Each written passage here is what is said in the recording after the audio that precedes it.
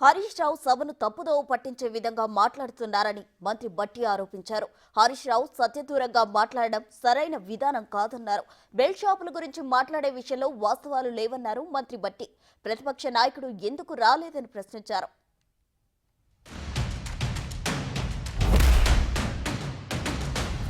ఈ ఆర్థిక సంవత్సరం ఎక్సైజ్ మీద 7,200 కోట్ల రూపాయల ఆదాయం పెరుగుతుంది. ఈ సంవత్సరం 42,000 కోట్ల రూపాయలు ఎక్సైజ్ మీద మేము ఆదాయం తెచ్చుకుంటామని బడ్జెట్లో పెట్టారా లేదా బట్టి గారిని చెప్పమనండి. అందుకే మాకు ఆదాయం పెరిగింది. ఈ సంవత్సరం కదా పెట్టాల్సింది, నిజమే. మేము కూడా అనుకున్నాం ఈ సంవత్సరం కదా యాక్షన్ పెట్టాల్సింది. మీరు ముందే ఎందుకు కూర్చారు అధ్యక్ష? ముందే ఎందుకు కూర్చాను? ఎందుకు కూర్చారు? మీరు ఈ సంవత్సరం పెట్టాల్సిన యాక్షన్ మేము ముందే ఎలక్ట్రిక్ కంటే ముందు ఎందుకు పెట్టుకున్నారు?